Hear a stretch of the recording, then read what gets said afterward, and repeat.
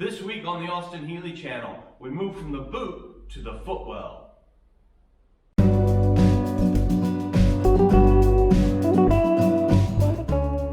We're moving to the footwell, but what exactly is that? Well, that makes it this week's Say What? This week's Say What is a funny word, so let me use it in a sentence for you. These boots fit my foot well. No, just no, that's wrong. Footwell is this little box. It's like a hole that you put your foot in. A well is a hole in the ground. This is a hole in the car. Kinda. It's a deep area, your feet go in there, foot well. Pretty simple. So if you need a place to put your boots, put them in the footwell. So last week I got to the point where the boot floor is clamped in place. I think it's a good idea before I get too far in this is to take it off the rotisserie again. Put the back shroud on, put probably both doors on. Maybe some fenders, rear fenders, rear wings, and see if it all fits like it's supposed to. In theory, everything's held in place while I've welded it and stuff, but now would be a much better time to figure out that something shifted than further down the road. So let's do that and see where we are. Can you see it? Yeah, right here. Something ain't right. It's a good thing everything's just kind of tacked in place. So I'll have to do some grinding and adjusting. This just shows that it was a good idea to test fit and then test fit again. There, now that looks much better. So we're moving out of the boot and moving up to under the driver's feet. There's a lot of work to do there as well, but it's just a couple big sections instead of a lot of little stupid patches.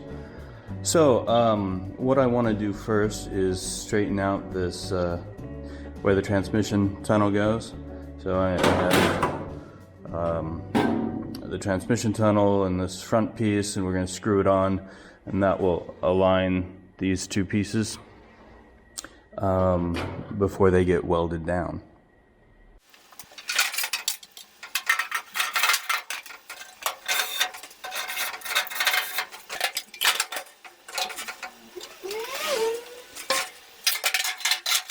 So this panel is not lining up really well, so I wanted to check some things.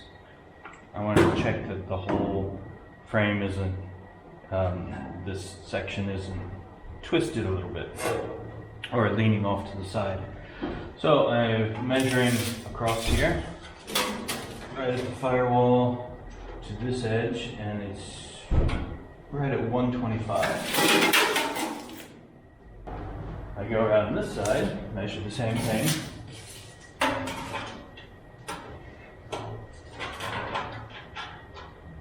And it's 127. So it turns out that it's leaning this way a little bit. So what I'm going to do is attach a strap and pull it straight, and hopefully things will line up better. This measurement's longer, we're going to need to pull that in.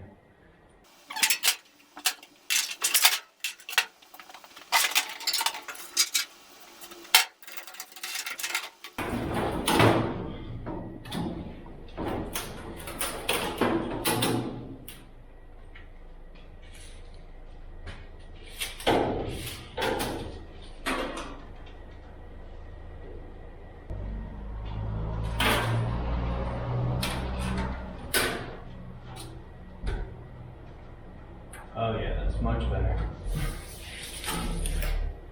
So I'm going to start with the passenger side footwell. As you can see, we have some Swiss cheese down here. So I'm going to cut up here and over, and it'll get most of that. And then I'll just have a couple little tacks to fill in over on the side. So let's get some tape out. There, that's what we're gonna cut out. You know the drill. There, now we have a hole. Let's go make something to fill it. So I made a cardboard template based off the piece that I've cut out. Usually I base it off the hole, but the way this slides out, it's easier doing it this way. What I really like about these cereal boxes is they have pre-folded lines. So I'm using those just to line up where all the folds are, which works out really nicely. And as you see, I've left extra material around the cut edges. The kerf of the blade is about a millimeter, probably more once it grinds its way through. But because I have to make these folds, things get they kind of walk around. So I'll do the hard folds, get this piece roughed out, and then make the easy cuts to get it fit just perfect.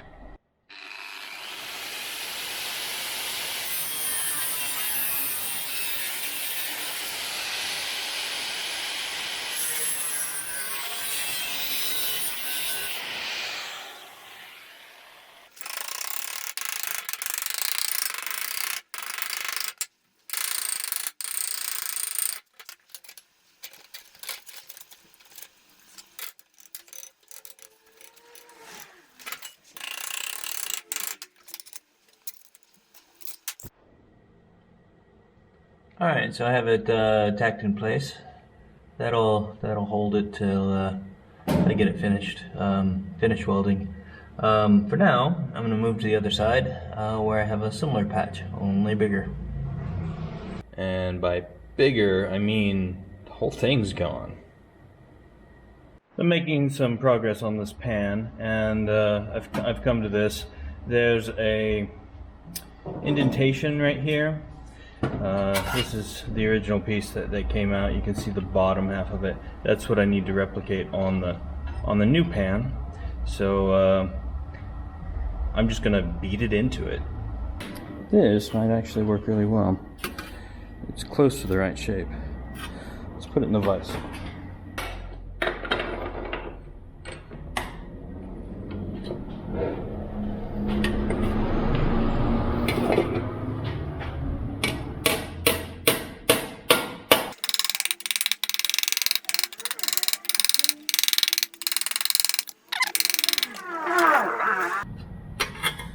So it has this edge, but then it's flat on top. Right now mine's more like a moon, so I'm going to flatten it out.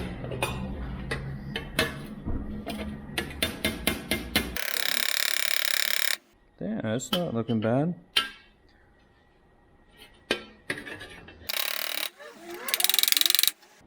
Alright, let's put it in and see how well it matches.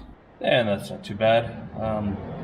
We'll finish it up when it's when everything's like tacked into place. I have one of these for a long time, so I finally made one. What the hell is it, you might ask? Well, it's kind of a special clamp. I made it just with a piece of box steel, and let me take it all apart for you. Very simple to make. A piece of box steel, drilled through with a slice in it. Took a 13mm bolt, cut the head off, cut a slice in it, welded on this piece of sheet metal.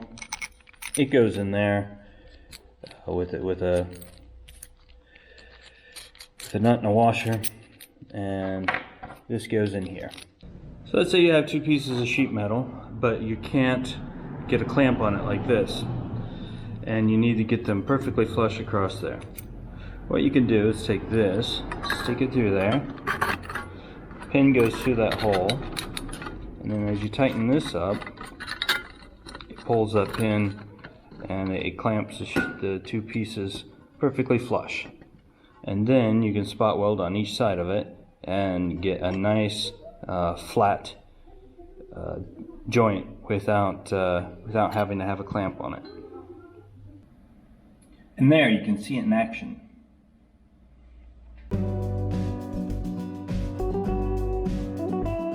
If you want to come along on the ride as we complete this project, click the subscribe button. If you want YouTube to tell you every time there's a new video, click the alarm bell. Thanks for watching, and your support is very much appreciated.